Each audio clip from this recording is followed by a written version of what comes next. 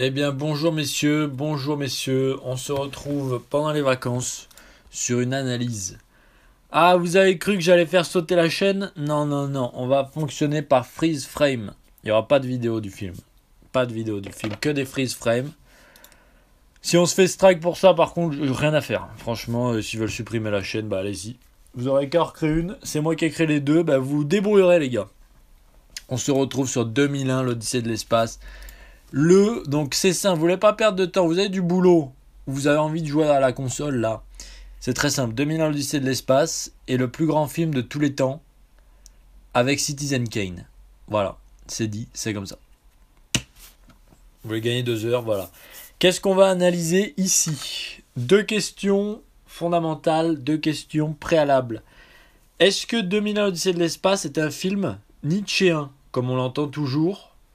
Deuxièmement, pourquoi est-ce que 2001 l'Odyssée de l'espace est une œuvre cinématographique exceptionnelle qui utilise le langage cinématographique pour construire une argumentation philosophique et métaphysique? C'est une révolution. En termes cinématographiques, c'est une révolution. Lorsque vous allez voir les films de Sidney Lumet, pour prendre un exemple, qui fait des films très profonds, et je pense au film The Offense, qui est un film sur la psychologie on peut le dire, d'un pédophile qui est accusé donc d'avoir agressé sexuellement des jeunes filles, et l'enquêteur se retrouve à être extrêmement violent avec lui, et le présumé coupable, l'accusé, commence à lui retourner le cerveau. Mais toute la profondeur est fondée sur la dialectique, sur le discours. Et ça existe dans l'écriture, ça existe dans la parole.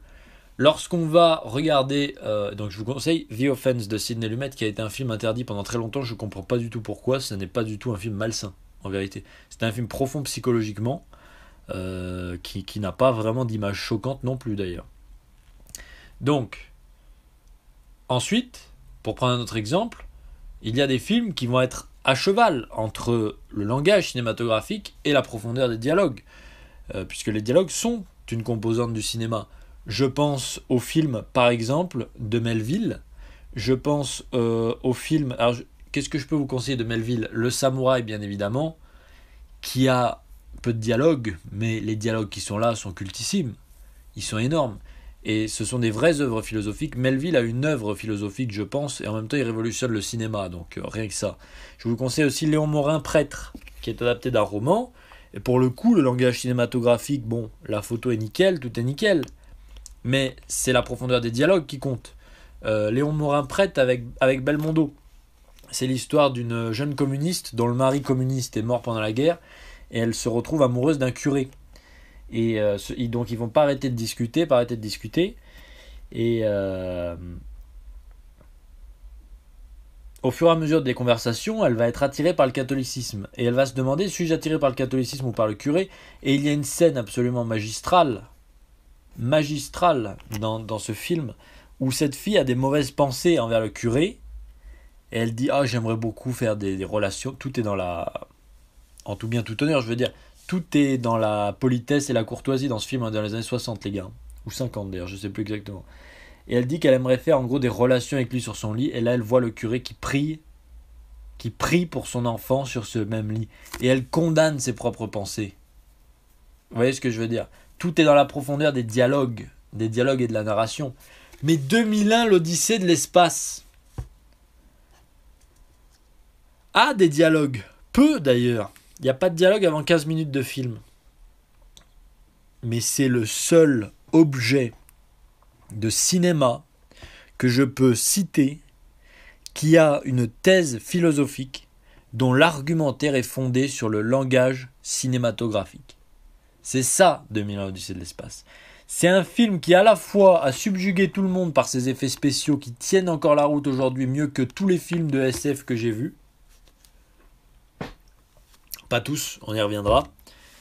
Mais c'est surtout cet objet philosophique de cinéma que Stanley Kubrick a été capable de pondre parce que c'était un vrai intellectuel, un vrai penseur. Stanley Kubrick a un paradigme. Stanley Kubrick a une vision du monde et de l'humanité.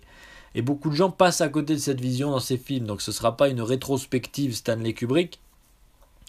Puisque par exemple, En vérité, j'aurais peu de choses à dire sur le docteur Folamour. Même si, vous savez, à chaque fois que Kubrick se saisit d'un sujet, il le transcende et il le maîtrise. Il suffit de voir Full Metal Jacket sur le Vietnam. C'est l'un des seuls Américains, c'est le seul Américain, je crois. C'est le seul Américain qui pose subtilement une question sur la cause vietnamienne. Après, c'est certes un film post-guerre du Vietnam. Moi, j'ai pas envie de développer ça de toute façon. On va analyser ce langage cinématographique. Le problème, c'est que ce sera pas ciné, puisque vous savez que le ciné de cinéma vient du mouvement. Bah, nous, ce sera fixe, donc ce sera fixéma. Je sais pas comment on peut appeler ça. C'est parti. Donc, on va faire frame par frame, en espérant pas se faire striker. Enfin, on va pas faire frame par frame, les gars. 24 images secondes sur 2h28, on est encore là demain. On va faire des images qui me paraissent pertinentes et je vais parler des scènes en même temps. Faut avoir vu le film, les gars, pour suivre l'analyse.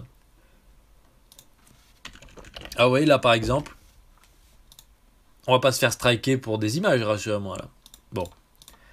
L'introduction du film, c'est l'alignement des planètes. Rien de bien éloquent. 1961, Léo Morin, merci Julien Chaudet. Bah écoute, si tu l'as pas vu, je te le conseille. L'alignement des planètes, c'est pour bien vous dire que dès le début, on a une vision macroscopique. La première vision de 2001 est macroscopique et le film finira sur la macroscopie. Il finira sur la macroscopie. On appelle ça une épanadiplose. Mais ça, c'est pas le sujet, c'est de la littérature.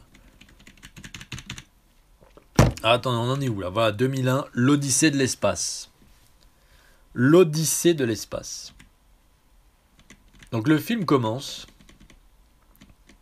voilà, sur des plans d'une terre non violée par la technique humaine. Une terre où l'humanité n'a pas encore souillé, ou plutôt maîtrisé, les espaces naturels. C'est une terre des grands espaces, mais dont les vies ne peuvent être conçues que microscopiques. C'est pourquoi on va passer des grands espaces aux petits espaces dans la petite sociabilité. L'humanité n'a pas encore construit de nation, elle n'est que groupusculaire, elle n'est que pas encore tribale. On est à la plus petite organisation sociale de l'humanité. C'est le nom du chapitre du film The Dawn of Man, l'aube de l'humanité.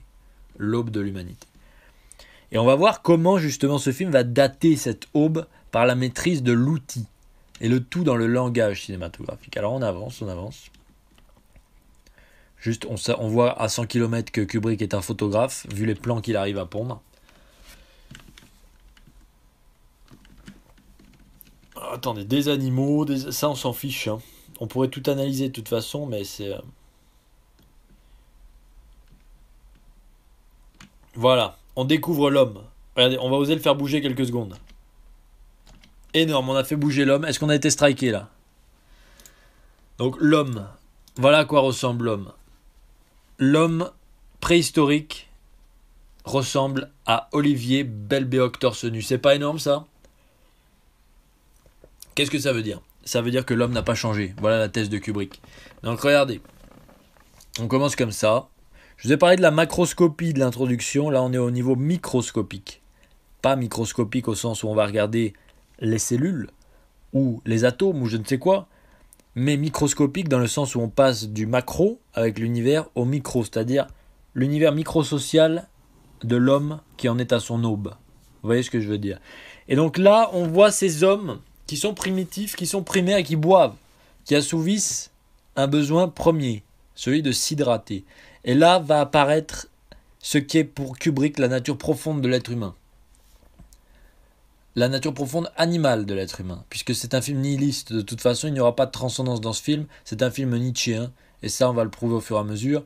J'ai quand même oublié de dire que l'introduction du film, puisque du coup, on l'a pas passé en direct par peur de se faire striker, le film s'ouvre sur Ainsi parlait Zarathustra de Strauss. Ça n'est pas pour rien. Et Zarathustra s'ouvre sur quoi? Sur le soleil qui se lève. 2001 s'ouvre sur quoi? Sur les planètes alignées avec le soleil qui se lève sur l'une d'elles. Toutes est maîtrisé dans ce film. Je vais peut-être lire un extrait de Zarathustra. Attendez que j'aille dans ma bibliothèque.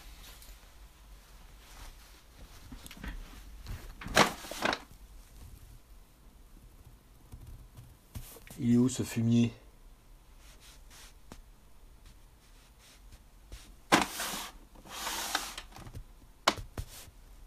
Ah, c'est bon. Alors, c'est aux éditions. C'est traduction de qui, ça? Édition.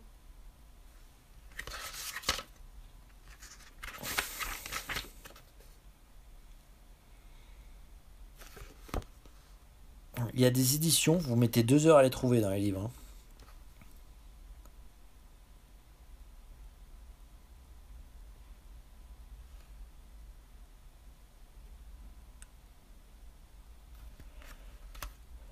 Écoutez, je ne trouve pas l'édition, j'ai la flemme de chercher. Par contre, c'est une traduction, préface et commentaire de George Arthur Goldschmidt. Avec un nom comme ça, c'est évident qu'il parle allemand, le mec. Hein. Alors, que dit Zarathustra au début? Enfin, que dit le livre? Je vais le lire parce que c'est important pour comprendre ce film. Non, j'ai pas l'édition Folio Essai du tout. Après, Nietzsche, c'est de l'allemand, donc pour traduire, c'est pas les mêmes problèmes, par exemple, que pour traduire un Spinoza qui a appris le latin très tardivement. Ça demande une maîtrise exceptionnelle. C'est pour ça que je pense qu'il y a des traductions moins bonnes que d'autres de Spinoza. Pour Nietzsche, ce sera le même cas, puisque l'allemand reste une langue assez complexe quand même.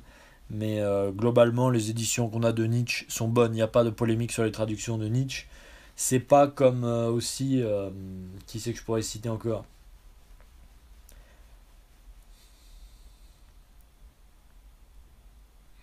C'est pas non plus comme les textes antiques, où tous les 5 ans, t'as des grosses traductions qui sortent, parce qu'on progresse, parce que... Bon, enfin bref. Prologue de Zarathustra. Quand Zarathustra eut atteint l'âge de 30 ans, il quitta son pays natal et le lac de son pays, et alla dans les montagnes. Là, il se délecta de son esprit et de sa solitude, et ne s'en fatigua pas, 10 ans durant. Mais enfin, son cœur se transforma, et un matin il se leva aux premières lueurs du soleil, se présenta devant lui et lui parla ainsi. Grand astre, que serait ton bonheur si tu n'avais pas ceux que tu éclaires? 10 ans durant, tu es monté à hauteur de ma caverne, tu en aurais eu assez, un jour, de ta lumière et de ton trajet, sans moi, mon aigle et mon serpent. Alors, les animaux sont très symboliques dans Zarathustra. Mais chaque matin, nous t'attendions, te déchargions du superflu et t'en rendions grâce. Vois, je suis là de ma sagesse, comme l'abeille qui a butiné trop de miel. J'ai besoin des mains qui se tendent. Donc là, que fait Zarathustra? Et c'est en parallèle avec l'ouverture de 2001, c'est-à-dire que le soleil brille sur la terre, mais Zarathustra dit au soleil directement, « Soleil, si tu n'avais personne à éclairer, tu ne brillerais pas. Et moi-même, avec la sagesse que j'ai acquise, je ne pourrais pas briller, et j'arrêterais de briller si je ne la faisais pas tomber sur autrui. » Et c'est pour ça que Zarathustra, en constatant l'aube, va sortir de sa montagne et aller répandre sa sagesse sur le monde. Ça, c'est le prologue de Zarathustra. Vous voyez ce que je veux dire? Et 2001 l'Odyssée de l'espace s'ouvre de la même manière avec une musique qui, encore une fois, n'est pas équivoque. Zarathustra de Strauss, qui fait directement référence à ce livre. À partir de là, je crois que tout est dit. Et donc on est à l'aube de l'humanité. Alors pour Dieu dans Zarathustra, c'est un sujet qu'on ne va pas aborder parce que sinon je vais devoir faire un gros lachanara sur Nietzsche. Et on n'est pas là. On va rester. Vous savez quoi, messieurs, le temps de cette analyse, nous serons tous des dégénérés, des Nietzschéens et des Kubrickiens, puisque Kubrick est un homme avec une vision du monde. Ce film est un film nihiliste. C'est un film sur la transcendance non transcendantale. C'est un film sur le surhomme nietzschéen. Le moment est venu de le démontrer. Donc vous voyez, les hommes sont primaires. On a des Olivier Belbéoc là, qui boivent. Alors rien à voir avec le fait que Olivier Belbéoc se comporte comme un singe. Je parle juste de la pilosité. Voilà, c'est le dernier vestige de ces hommes. Alors ils boivent, besoin primaire, et donc on identifie tout de suite à l'aube de l'humanité ce qu'est le propre de la nature humaine pour Nietzsche. Après cette grosse parenthèse, ce propre-là, c'est le conflit. Le conflit. Et Nietzsche et Kubrick ont quand même une vision du monde que je partage sur ce sujet. Je pense que l'essence de l'homme en tant qu'il est un animal repose sur l'inclusion et l'exclusion, pour prendre les catégories anthropologiques les plus larges qui soient pour en parler. L'inclusion parce que l'homme est un animal social, il a besoin d'être en groupe. L'exclusion parce que ce qui fait ce groupe, c'est le fait qu'il y ait des gens qui ne soient pas dans ce groupe. Autrement dit, Nous sommes un groupe parce qu'il y a un autre groupe en face. L'unité va se fonder sur l'exclusion. Le caractère exclusif de la sociabilité humaine se retrouve encore aujourd'hui partout. Il suffit de mettre les pieds dans une école maternelle. Il suffit de vous rappeler votre scolarité. Il suffit de voir comment ça se passe dans votre travail, etc. Il suffit de voir comment se passe globalement la sociabilité humaine et, dans une échelle plus exacte et plus réelle, avec un peu moins d'hypocrisie, ce qui se passe dans le monde. Il n'y a jamais eu autant de conflits en même temps, peut-être, que maintenant, par rapport à l'histoire humaine. Des groupuscules partout, des bandes armées, des rapts, etc., etc. Le conflit fondé sur le caractère exclusif de la sociabilité humaine et de la création des micro-sociétés ou des groupes, etc., etc. Oui, alors par contre, l'inclusion, la corde, l'exclusion, le bâton, Kojima, on va le laisser où il est, parce que je crois que je parlerai plus de Death Stranding avant qu'il sorte. Et je crois pas qu'il fera un truc de toute façon qui arrivera à la cheville de ce qu'on va voir là. Je suis pas en train de dire que Kojima doit faire du 2001 Odyssée de l'espace. Je demande juste, est-ce que Kojima a vraiment une vision du monde en fait? Je sais pas. On verra bien. Oui, tu peux aussi effectivement comprendre ça comme ça. Par contre, je dois te contredire, puisque là, le but de ce passage sur Zarathustra, c'est vraiment que Zarathustra cherche une raison, en s'adressant au soleil, d'aller parler et d'aller répandre ce qu'il estime être sa sagesse. Dieu vient un peu plus tard dans Zarathustra, on est au chapitre... chapitre combien? Je crois qu'il vient au chapitre du convalescent.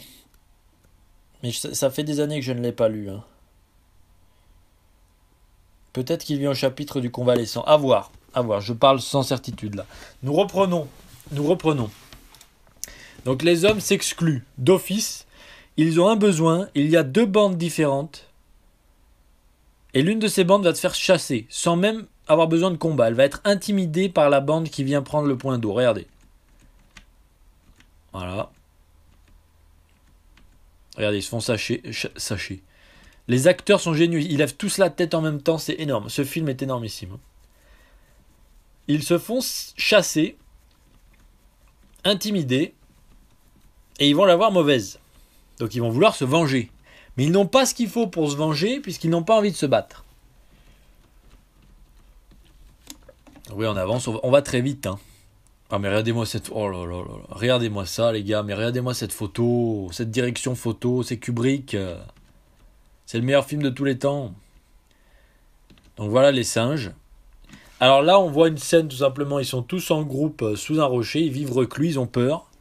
Pas non plus d'être troglodytes, mais ils se réfugient. Et ils entendent les autres se pavaner d'avoir eu le point d'eau. Et là, il va se passer un truc, c'est qu'ils vont voir le monolithe. Vous allez voir. On analysera le monolithe plus tard. Donc voilà, ils voient ce carré noir là, cette espèce de rectangle noir plutôt, sorti de nulle part. Faut que je vous passe quelques secondes pour l'ambiance sonore. On va se faire strike, c'est pas grave. Allez, c'est parti.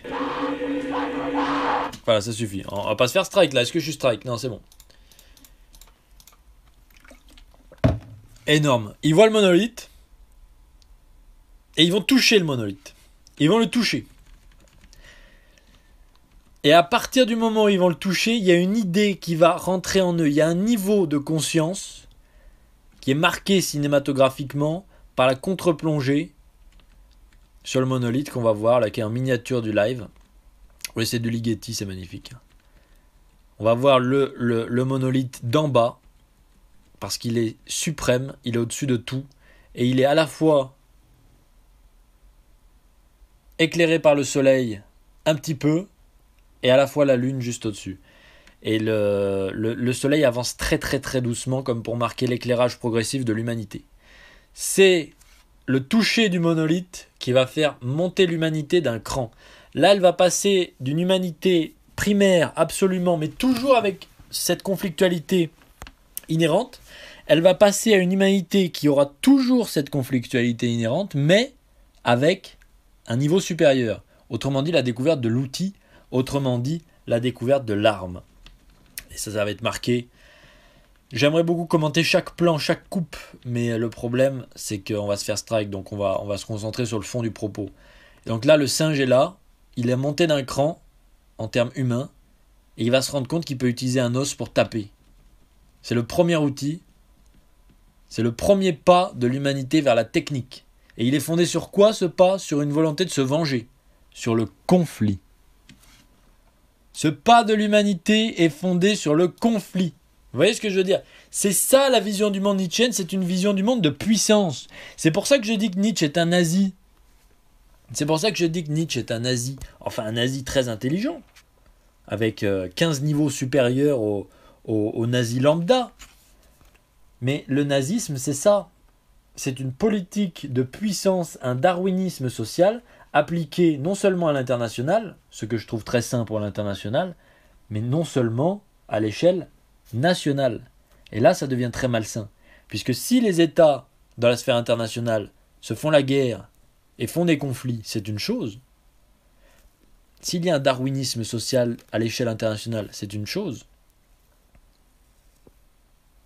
Mais dans une sphère pacifiée, ça devient très malsain. Et en fait, le nietzschéisme n'est pas très éloigné de ce qu'était le nazisme. Voilà. Ça, il va falloir quand même le dire une bonne fois pour toutes.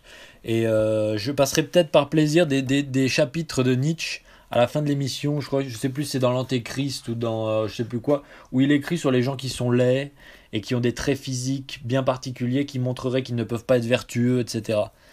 On n'est pas très loin de certaines choses. En tout cas, voilà, l'homme découvre l'outil. Maintenant, moi, j'ai rien contre Nietzsche personnellement. Je suis un lecteur de Nietzsche et pour moi, c'est l'athée le plus sérieux de l'histoire de la philosophie.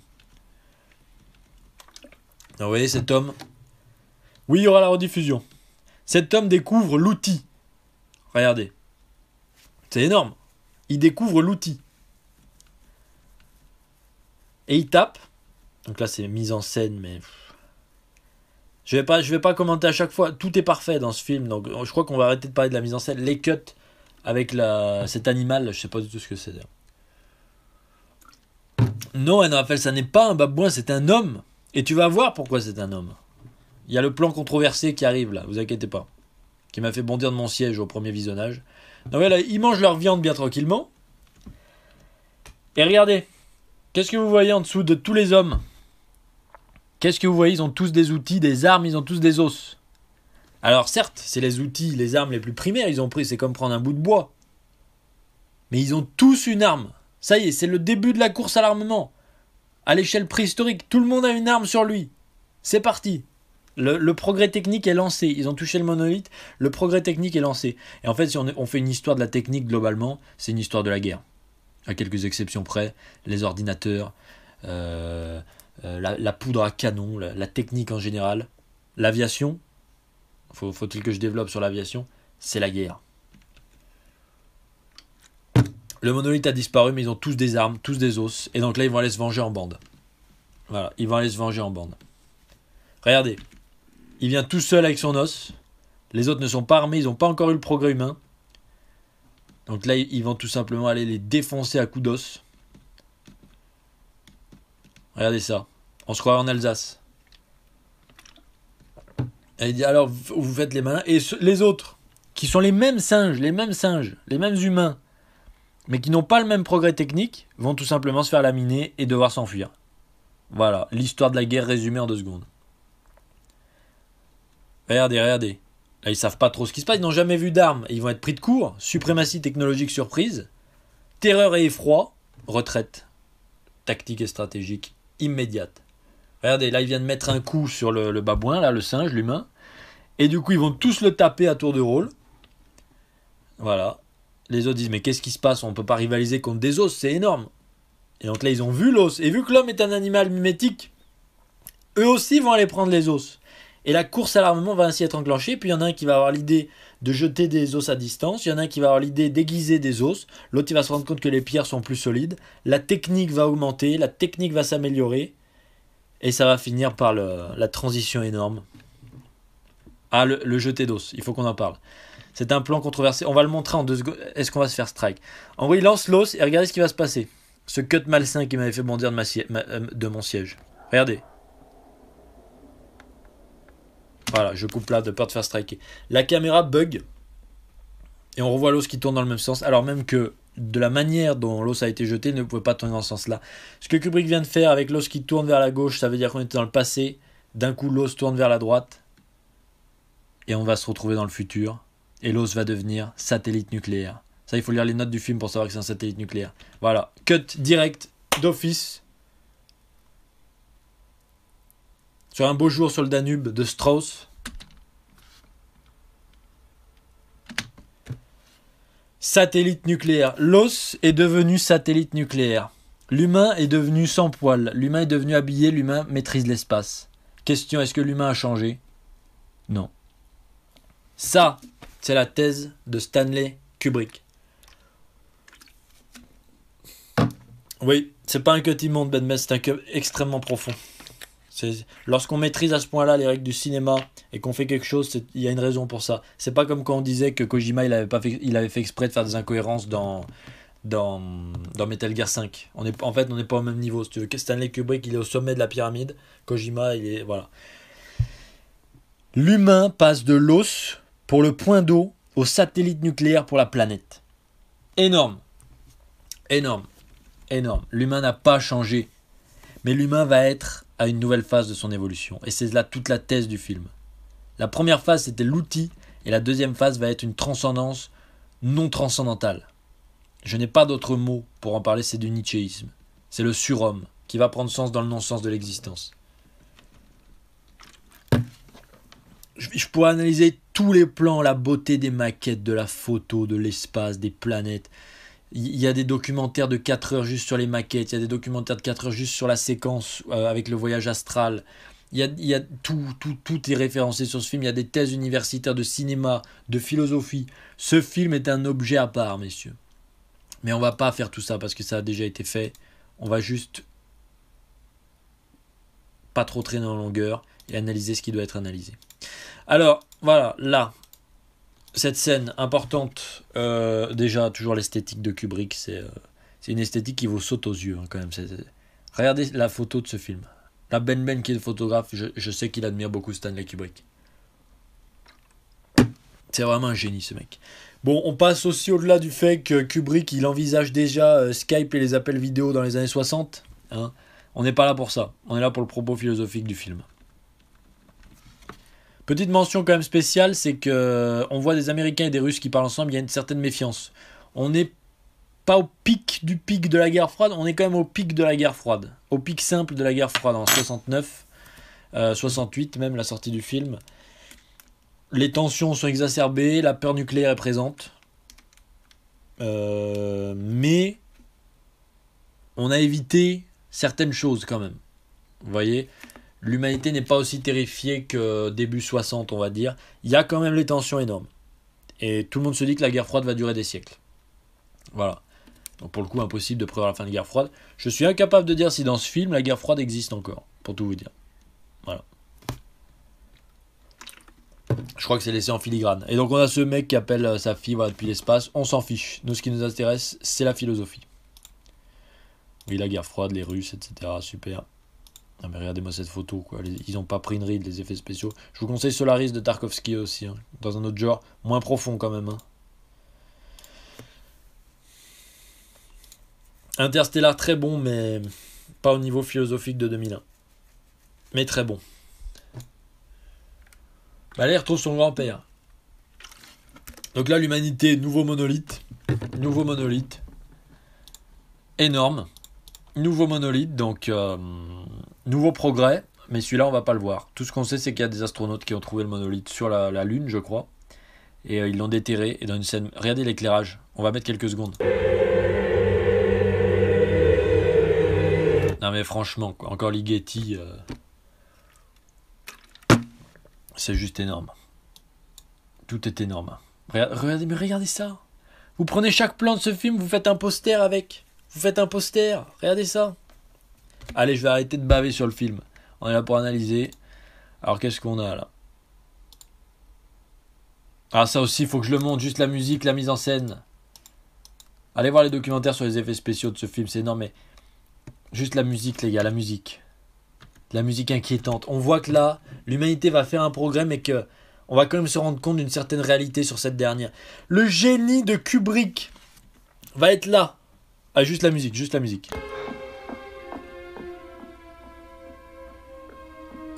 On a fait mieux en shadowboxing.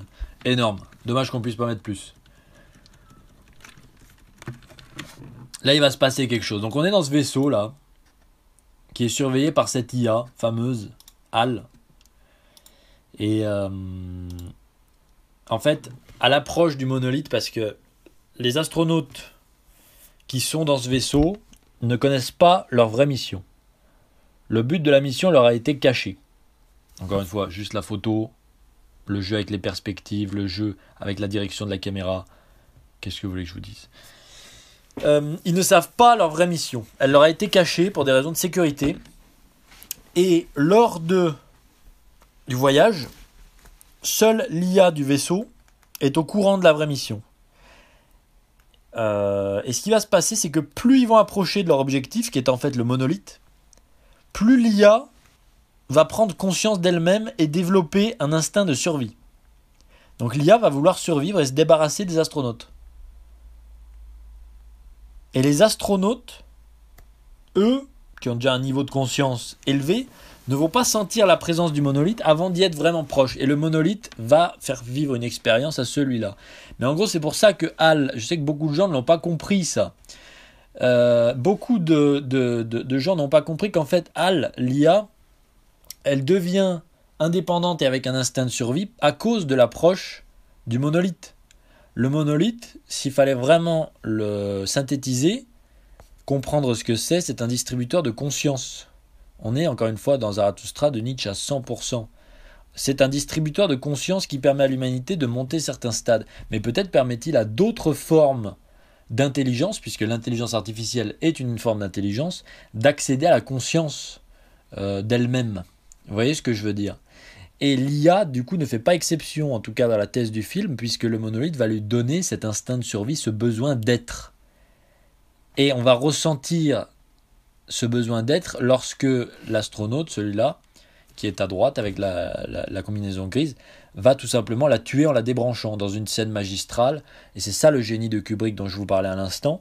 En fait, on voit cette IA tuer les membres du vaisseau au fur et à mesure de manière glaciale et froide, déterminée, de manière mathématique, c'est une IA.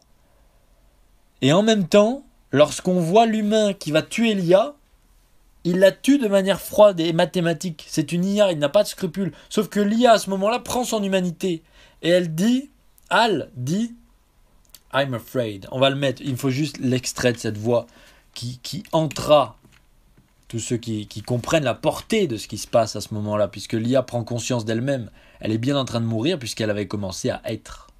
C'est énorme. Regardez, il joue aux échecs. C'est pas anodin. Il joue aux mêmes échecs qu'hier. Les gens qui faisaient le live là. C'est pas anodin comme coïncidence. Hein. À mon avis, il y a complot quelque part. Regardez là, on avance. Parce qu'en fait, oui, l'IA va les faire en gros mourir tous ceux qui sont en hibernation là. Mais tout est génial. Regardez ce plan.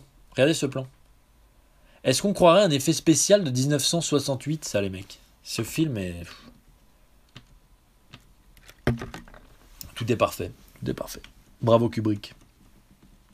Même si je condamne fermement le propos du film. Alors, vous savez d'ailleurs, petite parenthèse, Kubrick n'aime pas s'exprimer sur ses films. Et pourtant il s'est exprimé sur 2001. Est-ce que vous savez pourquoi ? On va voir les puristes de Kubrick là. Je vous laisse quelques secondes pour répondre parce qu'après il faut que je reprenne l'analyse. On n'a pas non plus beaucoup de temps. Est-ce que quelqu'un sait pourquoi Kubrick s'est exprimé sur 2001, sur le sens de 2001 ? Il l'a pas fait sur Shining, il l'a pas fait sur Orange Mécanique, Pourquoi 2001 ? Allez Dave, oui parce que 2001 est le film préféré d'Hideo Kojima. Ça c'est pas un secret. Hein. Au moins on peut dire que c'est un homme de goût. Il y a plein de références à 2001 dans tout ce que fait Kojima. Parce qu'il a été mal reçu. C'est pas la raison dont je parle ici. Le film n'a pas été mal reçu. Au début, il n'a pas eu le succès escompté. Ensuite, il a commencé à attirer de plus en plus de gens dans les salles. Et c'est devenu un film cultissime pour les intellos ou les non-intellos, pareil. Hein. Parce Parce que ce film, en fait, que tu connaisses rien à Nietzsche ou au cinéma, tu le vois, surtout dans les années 70. C'est un film qui a 50 ans d'avance sur son temps. C'est un film qui t'en met plein la vue. Et c'est un film qui pose des questions. J'avais vu une interview de Tom Cruise qui a dit qu'il a vu 2001 à la télé, donc sur une vieille télé cathodique en noir et blanc en 4 tiers, et qui avait été complètement subjugué par le film, et ça lui avait donné envie d'être acteur. Tout le monde y trouve son compte dans l'œuvre de Kubrick, puisque c'est l'un des seuls cinéastes, il y en a d'autres, mais qui arrive à faire des films extrêmement profonds, mais en même temps des succès populaires. Ben, bien sûr, Al Machiavel, la rediffusion ne sera là. Sera là. Prenez la libre interprétation. Mais Kubrick prenait la libre interprétation, sauf que justement, je vais vous dire pourquoi. Je vais vous dire pourquoi il s'est exprimé, parce qu'en fait, il y a des gens qui voyaient un propos religieux dans 2001, et Kubrick, il s'est levé, ça l'a énervé, il a dit, mais attendez, vous êtes sérieux? Qu'est-ce que vous pouvez voir de religieux dans ce film? C'est tout le contraire. Donc on peut dire que Kubrick est un athée carabiné comme Nietzsche l'était. C'est un film 100% nietzschéen, les gars. C'est pas pour rien qu'il est sorti de ses gonds pour dire ça. Et effectivement, ne peut voir aucun propos religieux dans 2001, ce serait vraiment déplacé. Ce serait vraiment déplacé. C'est un film sur le nihilisme. Mais avec le surhomme qui va avec, puisque c'est un film nietzschéen. Donc voilà, ça il fallait le dire quand même. On reprend l'analyse avec cette scène. On va passer la seconde où il dit la phrase dont je vous parle, parce que l'être humain, qui est censé être un être de compassion, etc., va tuer la machine plus froidement que la machine n'avait tué les êtres humains. Après, peut-être se dit-il que ça n'est qu'une machine qui bug. Ne savait-il pas que la machine venait de gagner une conscience grâce à la présence du monolithe? De toute façon, c'est après la mort de Hal qui va comprendre le fond de sa mission. Et c'est là que le film, en fait, va devenir quelque chose d'énorme. Avant ça, je me suis dit, le film est génial, mais bon. Je veux dire, qu'est-ce qui se passe? Pourquoi ce film est devenu aussi culte? Pourquoi il y a des études de 3000 pages? En fait, c'est pour la scène du voyage to Jupiter and Beyond. Voilà. C'est à cause de cette scène. J'aimerais beaucoup la passer, mais on se fera strike dans la seconde. Alors attendez. Elle est où cette scène? Là, il se rend compte que l'IA tue tout le monde. Mais tous les plans sont cultes, je vous l'ai dit. Il n'y a même pas besoin de discuter là-dessus. On n'est pas là pour ça. Voilà, là, il va la tuer. Regardez-moi l'éclairage et tout. Il va la tuer, donc ça, c'est repris dans Peace Walker, hein, quasiment tel quel. Je vous avais dit que Kojima était obsédé par ce film. Metal Gear Peace Walker, c'est ça. À chaque fois qu'on bat un boss, il y a ça. Avec moins de maestria, quand même. Bon.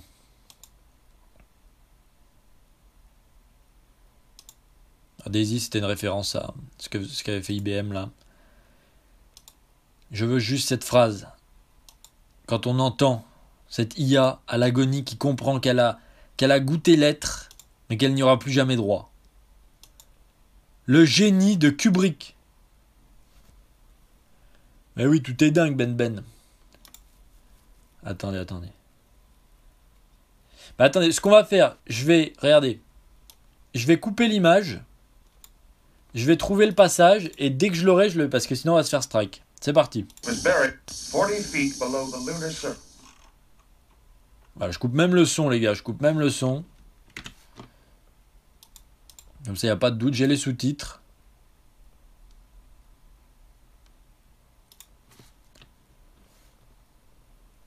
M'excusez s'il y a un petit silence. Je cherche la scène. C'est pour vous, les mecs. Hein. Il faut pas qu'on se fasse strike, donc...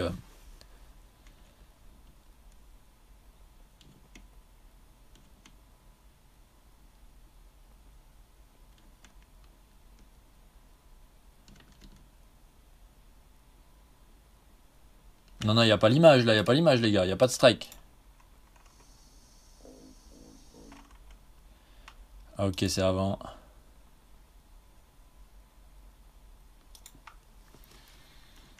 Merci de patienter, messieurs. Merci de patienter. Ce n'est pas contre vous, c'est vraiment pour vous gratifier de ce... Non, mais j'ai plus confiance en ça, Goofy. Tous nos bans, c'était des trucs qui étaient sur YouTube. Hein. Tous nos bans.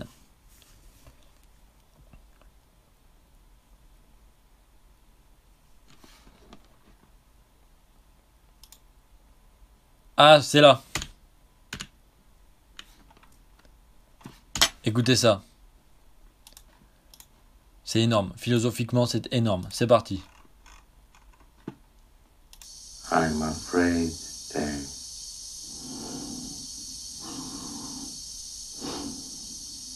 C'est énorme.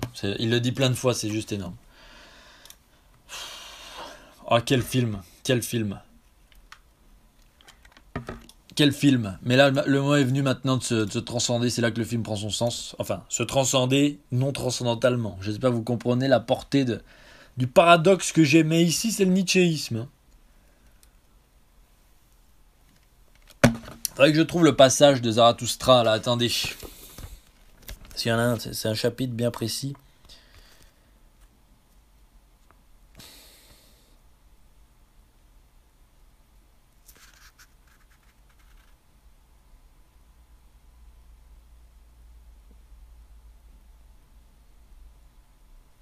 Je vais le lire après. Regardez ça, cette photo. On est en 68, les mecs. C'est pas des images de synthèse, ça. Hein.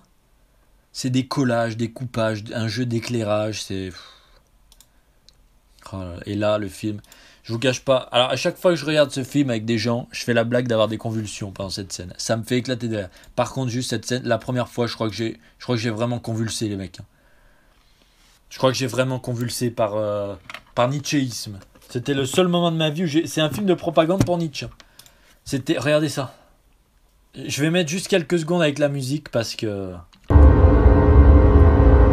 Voilà, c'est tout ce qu'on aura droit. Tout ce à quoi on aura droit.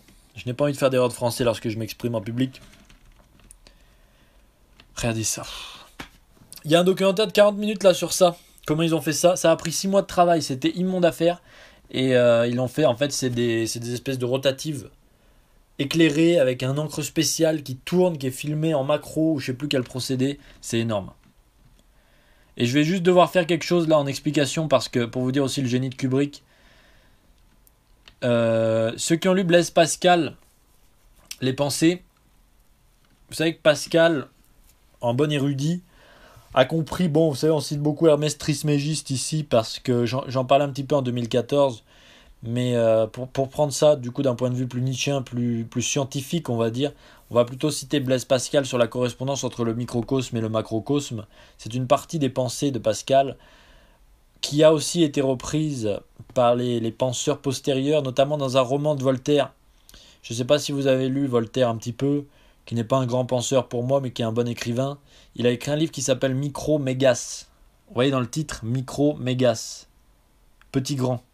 C'est la correspondance entre l'infiniment grand et l'infiniment petit. C'est-à-dire que si on zoome au niveau macro sur quelque chose, on a une image similaire à la grandeur de l'univers. Il n'y a pas vraiment d'échelle, des tailles et des proportions dans l'existence et dans l'univers. En fait, tout correspond avec tout. C'est aussi un enseignement des mystiques des différentes religions. Ce qui se passe en bas se passe en haut. Mais là, d'un point de vue nietzschéen, c'est que l'homme est minuscule et que son caractère minuscule, c'est aussi chez Pascal d'ailleurs, peut lui donner une grandeur si tant est qu'il a conscience de sa petitesse. Vous voyez ce que je veux dire? Et Nietzsche va le montrer cinématographiquement avec ça, de deux manières, l'image et le son. Ce qu'on voit là, c'est des petites gouttes d'eau, des petites gouttes de peinture sur un petit bocal d'eau. C'est minuscule. Mais écoutez la bande son. Est-ce que vous avez entendu le son? Le son est macro. Les sons graves de mouvements de ce genre-là, dans notre humanité, ça nous évoque les mouvements de glaciers, les séismes, les mouvements de montagne. Et lorsque un être humain voit ce film de Nietzsche, il voit cet infiniment petit par cette goutte, mais il le lie au son macro qu'il vient d'entendre sur les mouvements des gros espaces et des gros blocs de matière. Et Nietzsche crée cinématographiquement la correspondance entre l'infiniment grand et l'infiniment petit. L'homme est en train de se transcender puisqu'il a eu contact avec le monolithe. Et il a ces visions-là de correspondance totale dans l'existence. C'est énorme. Énorme. C'est Nietzsche. C'est Kubrick. Vous voyez, c'est pas Death Stranding ça. C'est pas Guillermo del Toro qui a le bébé ou je sais pas quoi. C'est Stanley Kubrick. C'est un autre niveau, les mecs. J'en ai marre de perdre mon temps avec ces trucs de jeux vidéo. Moi, je vous le dis. Hein. J'ai pas beaucoup de temps libre. Je crois que je vais arrêter les jeux vidéo. Et voilà. Là aussi, il y a des formes. C'est énorme. Parce qu'ils ont réussi à manipuler tout ça. Regardez, il y a une forme de fœtus. Là. Regardez bien. C'est une forme de fœtus rouge qui rappelle aussi le plan de fin. Ces images nous évoquent des choses à nous autres êtres humains, messieurs. Quelle que soit votre couleur, l'intérieur d'un utérus ressemble à peu près à ça. Là, l'être humain est en train de découvrir sa potentialité. Il est en gestation métaphysique. C'est juste énorme. Interstellar, regardez, bon, ça, évident ce que ça évoque, hein. Spermatozoïde, fécondation. L'humanité prend son essor, encore une fois. Ça m'a fait penser aussi à un plan de Death Stranding, regardez. Avec les 5 figures qui flottent là au début, regardez ça. Énorme, quel film, quel film.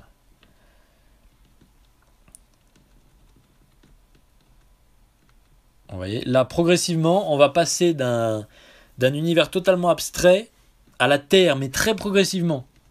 Très progressivement, regardez ça, la Terre. Et ça, encore une fois, c'était un boulot sur les pellicules, c'était un boulot chimique, ça. Il n'y avait pas Photoshop ou Vegas ou les logiciels de montage avec les dépolarisations, les codages lab, les codages HSL, etc. Non, non, non. C'était des travails chimiques à faire. Regardez ça. Énorme. Je crois que ça vient du désert américain, ça. Je ne suis plus sûr exactement. Quel film. Regardez ça, l'eau verte. C'est fascinant ce que ça fait sur nous, cette scène, parce qu'on voit on reconnaît en fait les formes, mais on ne reconnaît pas les couleurs. Je vous laisse apprécier ça en mouvement quelques secondes. Vous voyez ce que je veux dire? C'est énormissime.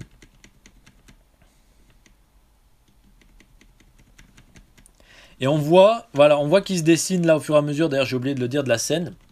Génie cinématographique encore une fois. Ça c'est du découpage, vous voyez. On voit en fait dans les bords de l'écran une forme d'iris d'œil qui va annoncer le cut final où l'œil va reprendre sa couleur initiale et où Dave va tout simplement, voilà, vous voyez, on passe à l'œil. En fait on était dans ses yeux. On était dans ses yeux. Oui, c'est là qu'il a filmé l'alunissage, absolument. Avec l'aide de Kissinger d'ailleurs, selon le documentaire de Trêve de plaisanterie. Et là, le mec, après avoir fait des convulsions dans l'espace, il se retrouve dans un salon tout classique, tout blanc, avec un sol brillant. La première fois que j'ai vu ça, les mecs, je vous jure que j'ai failli pleurer. Hein. Mais c'est quoi ce génie de Kubrick, mais... Parce que, si vous voulez, moi j'ai lu Nietzsche avant de voir ce film. Je suis pas en train de faire le mec là où il faut... Ah, mais si vous aimez pas le film, vous avez pas lu, vous êtes bête ou je sais pas quoi. Non, non, non. Je dis juste que je sais à peu près ce que Kubrick a voulu placer dans ce film et que quand on a certaines références, on apprécie d'autant plus le génie et la profondeur du travail. C'est valable pour toutes les œuvres d'art qui ont des niveaux de lecture différents, les gars. Si je vous dis que le film sur Giordano Bruno, on le comprend mieux quand on a lu Giordano Bruno, vous allez pas me dire... Vous voyez ce que je veux dire? Si je vous dis que Ingrid Bergman, le septième sceau, on le comprend mieux si on a lu Platon et qu'on a un minimum de connaissances en théologie catholique, ou en platonisme ou en néoplatonisme, vous n'allez pas me dire non. Parce que si, en fait, le film il a ce niveau de lecture. C'est un film platonicien, le septième sceau de Bergman. Vous voyez ce que je veux dire? Eh ben, 2001, c'est un film nietzschéen. Donc pour en percevoir la profondeur, il faut avoir lu Nietzsche. C'est tout, c'est comme ça. Maintenant, est-ce qu'on peut l'apprécier sans ça? Bien évidemment, puisque c'est un chef-d'œuvre. Pourquoi je vais me faire strict? Qu'est-ce que tu dis, Olivier de Codin, là? On est clean en copyright, là. Donc voilà, il est toujours en train de convulser. Et donc là, ce qui va se passer, toujours le génie du montage, hein, en fait, il va se regarder, et à chaque fois qu'il se regarde, il prend 30 ans, le mec. Regardez. Là, il est dans le pod. Il est dans la capsule Saiyan, là, Namek. Et voilà, il se voit de l'autre côté, toujours dans sa combinaison, sauf qu'il a pris 30 ans. Regardez. Il a pris 30 ans, il est complètement bouche bée. Mince, alors je viens de vieillir ou quoi? Alors, est-ce que le film signifie qu'il vieillit d'un coup, ou est-ce que c'est juste des ellipses, finalement, pour montrer son vieillissement?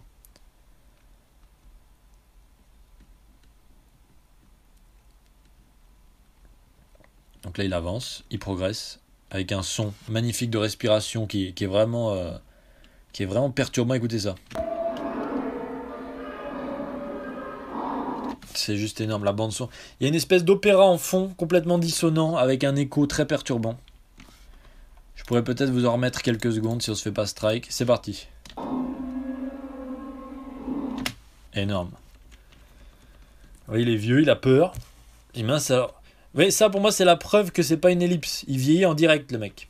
Mais après, est-ce que justement quand il va se voir, ça sera pas une ellipse? Je sais pas trop. Mais là en tout cas il va se voir. Il a encore pris peut-être 10 ans, 20 ans, j'en sais rien, peu importe. Il est vieux, sauf que là, il a l'air d'être accommodé à cet espace un petit peu virtuel. Là. Enfin, pas vraiment virtuel, mais on va dire cet espace artificiel créé par le monolithe, peut-être dans sa propre conscience, ou peut-être pas d'ailleurs, puisqu'il vieillit physiquement. Regardez, il a encore vieilli. Il se retrouve dans cette chambre. Il va manger.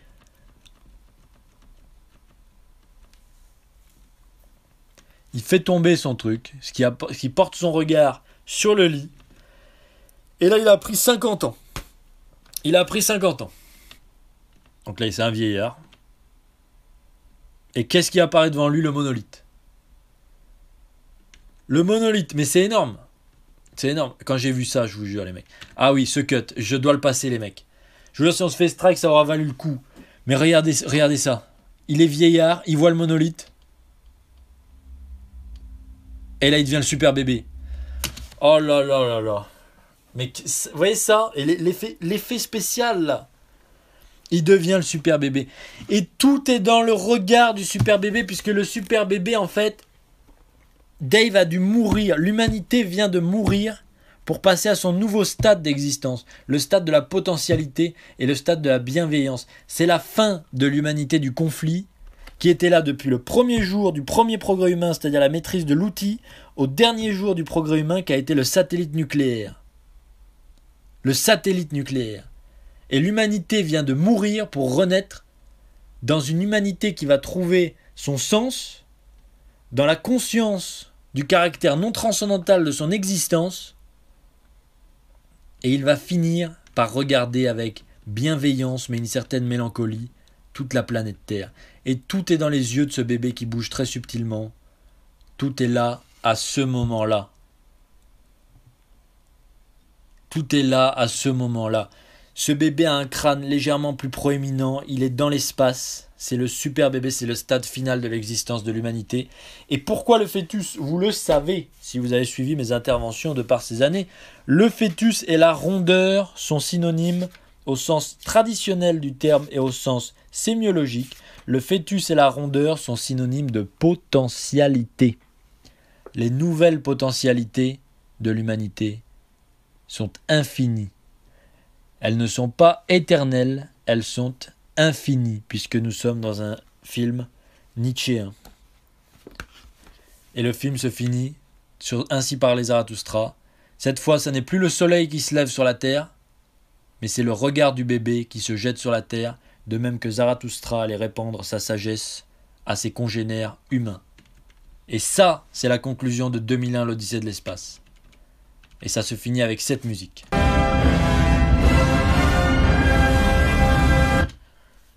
Et là, il y a des crétins qui vont me dire que ça, c'est pas un bon film. Allez, je sais pas quoi vous dire, les mecs. Et c'est pas ma ligne doctrinale, ce film. Hein. Ah, ça, non. Nous allons terminer cette analyse par le poème de Zarathustra, qui arrive au chapitre...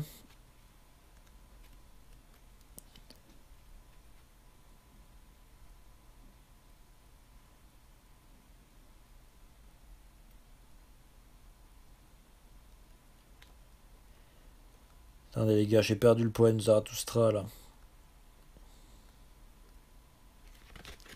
Qu'est-ce que c'est que ces fumiers? Je l'ai. Je ne l'ai pas.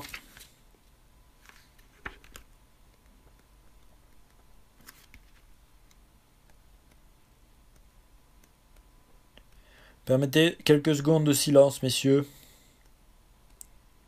Il en va de la bonne conclusion de cette émission. Bon, vous savez quoi? Je vais juste lire le dernier chapitre de Zarathustra.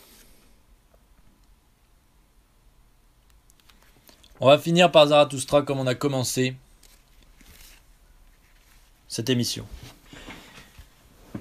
Je vous invite à acheter le livre. Hein, si vous êtes des religieux, par exemple, et que vous êtes solide, achetez ce livre. Solide doctrinalement. Si vous n'êtes pas solide doctrinalement, ne perdez pas votre temps avec ce genre de littérature. Si vous êtes des athées ou des philosophes curieux, achetez ce livre de toute façon. Voilà. Chapitre final d'Ainsi parlait Zarathustra, le cygne. Eh ben attendez, on va le faire en musique du coup. On va le faire en musique. Qu'est-ce que j'ai comme musique nazie? Je plaisante les gars. Nietzsche n'est pas réductible. Alors franchement, si j'ai froissé des gens avec ça, s'il y a des professeurs qui m'écoutent là, ils vont péter des câbles. Nietzsche n'est pas réductible à ça, je fais de la provocation. Mais il y a un fond de vérité dans ce que j'ai dit en début d'émission, messieurs. Il y a un fond de vérité. Vous savez sur quoi on va finir?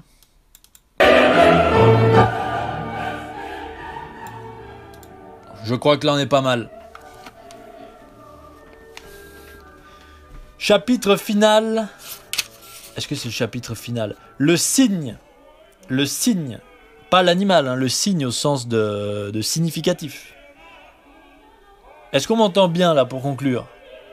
Est-ce qu'on m'entend bien s'il vous plaît? Je ne peux pas parler sans retour.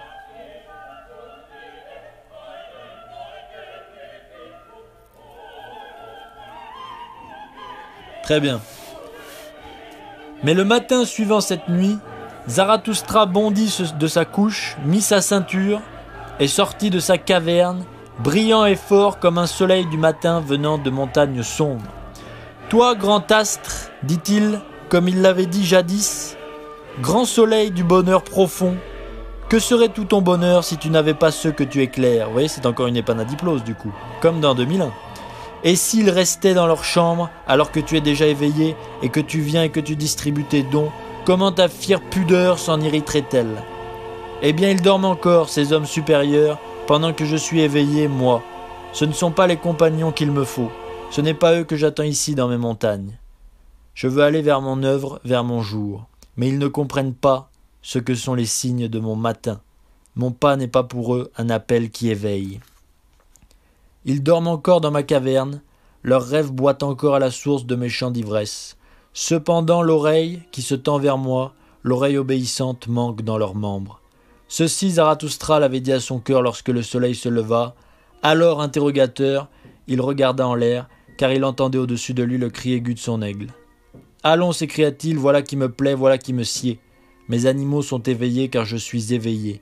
Mon aigle est éveillé et honore le soleil comme moi. De griffes d'aigle, il s'efforce de saisir la lumière nouvelle. Vous êtes les animaux qui me vont, je vous aime.